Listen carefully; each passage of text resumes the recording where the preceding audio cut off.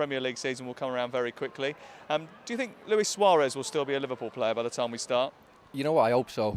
I think one man will tell you that is probably Luis Suarez. I think any side in the world with Luis Suarez is a better team. So, I hope he stays at Liverpool for a long time. I want him to see.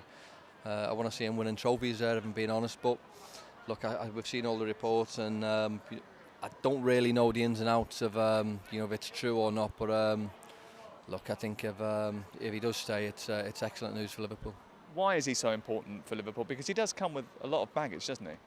Yeah, but you think in the past, all the best players have always had a little bit of an edge, and he's been on record numerous times saying he doesn't help himself. But I mean, on his footballing side, which is what we should look at. I know obviously is off the pitch and sometimes his mannerism is not great, but I'm looking at him as a player, solely as a player, and I love watching him, and I think rightly, we should be critical of some of the stuff he does, but let's look at the footballing side of him, and for me, I'm not being biased when I say he was for me the Premier League player last year, and I think he was just more consistent. Gareth Bale and Robin van Persie were both unbelievable last year, but for me, Luis Suarez probably just edged him.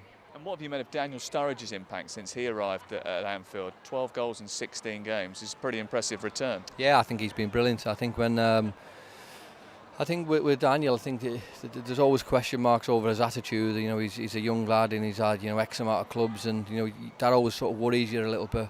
But he's come into Liverpool, and fair play to him. He has been brilliant. As you said, he scored a few goals. He's missed a few games with injury as well. So. No, it was a great move by Brendan to bring him in, and he's looked as though he's been there a long time, and he's brought him in January, and obviously the other lad Coutinho as well, who's been superb. So let's hope that we can sign another couple of players who have been as good as Daniel Sturridge and Coutinho as well.